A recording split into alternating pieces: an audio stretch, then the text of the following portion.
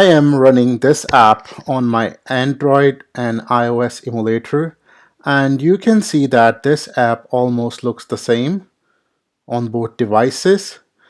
But there are a few design standards that are not encouraged in iOS as compared with Android. For example, a floating button. Do you know a floating button resides at the bottom right corner of a screen, but you will hardly find in the standard apps of iOS. So when we need to check and when we need to design different widgets based on the devices, so for that we can use a class called dart.io. As per the standards, it's encouraged if you use Dart package on top, then you use a third-party library, and then at the end you use your own package. So we're following the standards. Like in the beginning, we're using Dart.io, that's a Dart package, then the Flutter material package, and these imports are based in our projects. So let's do this then. Now, if the user is using iOS screen, I want to show him an add button. Otherwise, I want to show a user a plus button. So I'm gonna take platform from dart.io and see if it's iOS, then show icons dot add.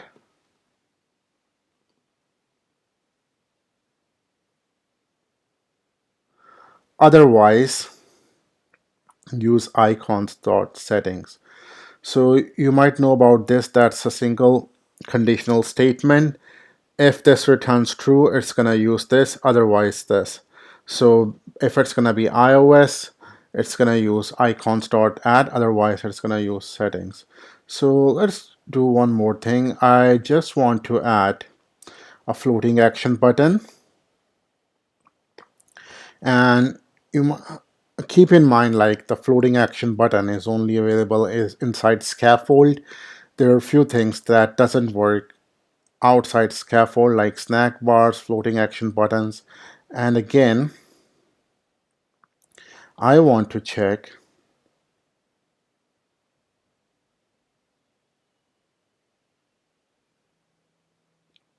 it takes widget. So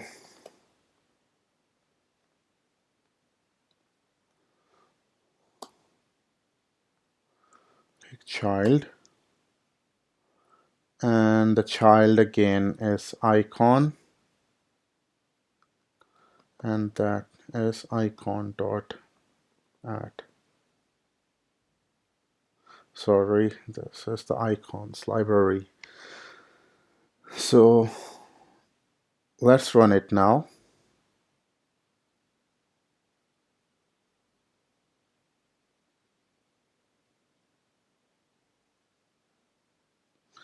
So I run it on the iOS device, and you can see on iOS you may find the plus button on top, and you may find this button on Android. I didn't run on Android, I rerun it by selecting the Android device.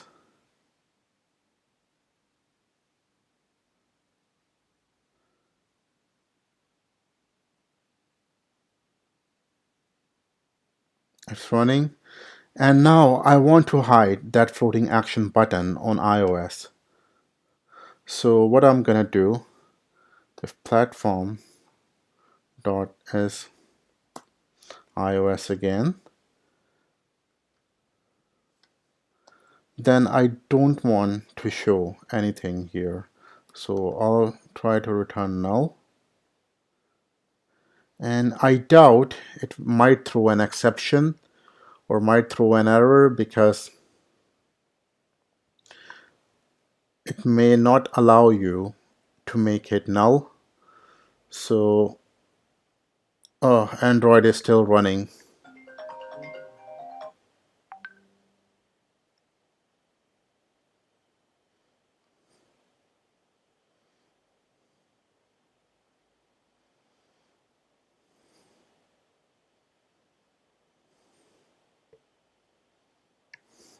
So you can see Android is showing the settings button and iOS showing the plus button. So I'm gonna try running it again on iOS because I want to hide the floating action button on iOS. Not this one. And you can see it's hidden. But still, you might have noticed like this looks more like an Android app. So iOS provide Cupertino style widgets. If you go to Google, you can explore Cupertino Flutter, and it provides you various widgets that looks like iOS, that gives the look of iOS.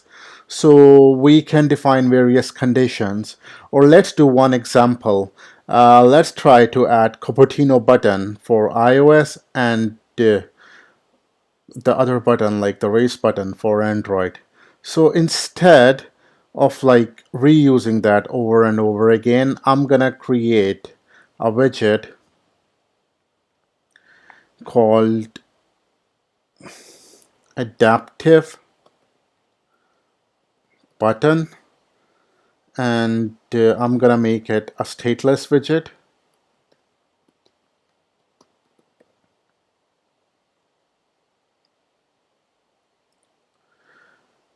And I'm gonna use both Cupertino and also material. The reason why, because it's gonna take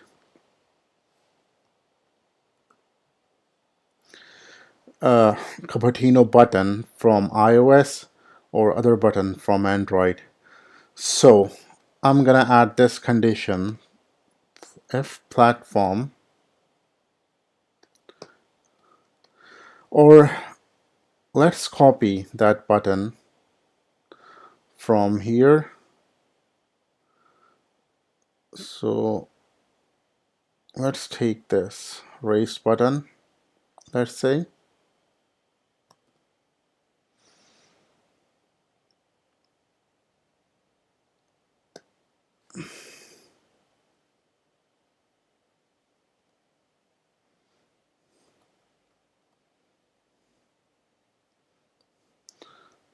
so if platform is iOS,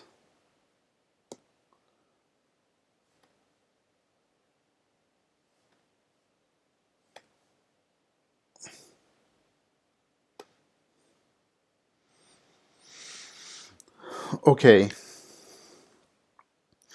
so now we can define some values in constructor. So let's say it takes a final string text and final function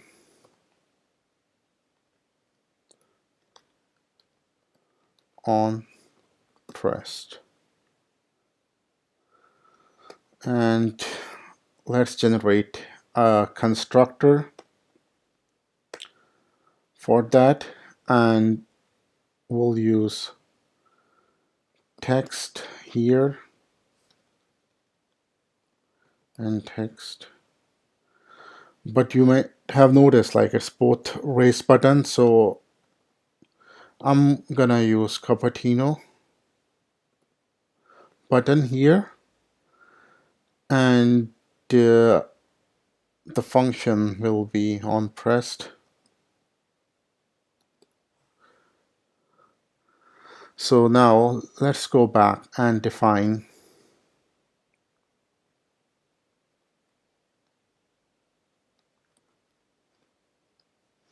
adaptive button,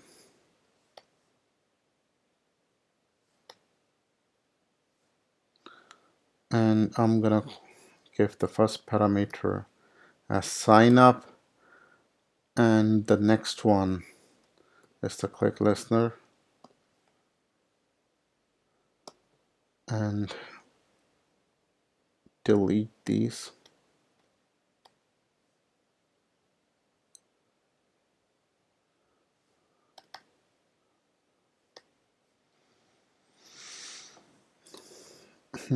So let's run it.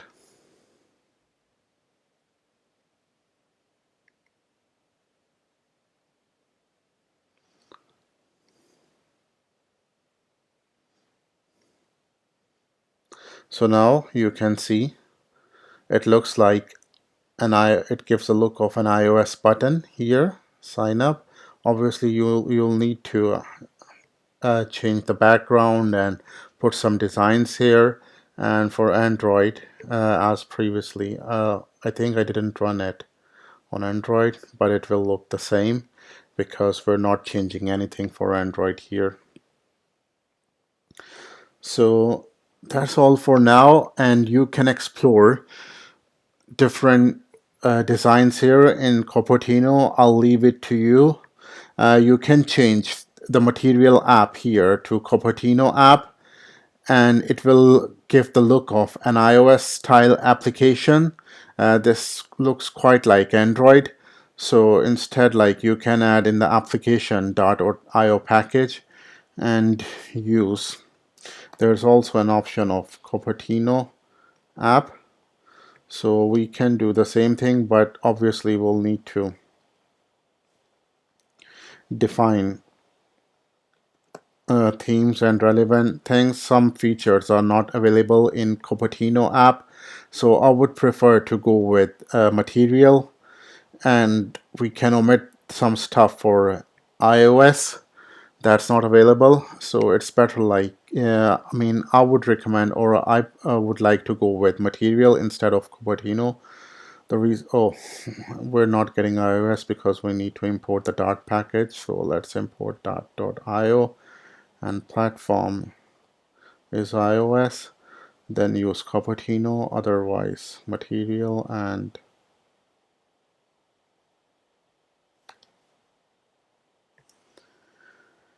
yeah, so for Cupertino, you'll again need to define the title, the color, and different routes you can work with. We'll discuss the routes in the next lectures. So that's all for now. I'm not gonna use it, and I'm gonna remove it, but I'll leave it. I'll just pass it in the GitHub repository, but I'm gonna remove Cupertino app in the next lecture.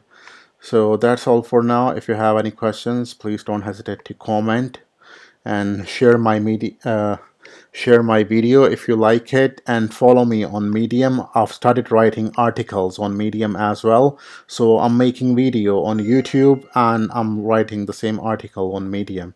If you have any questions, please let me know. Thank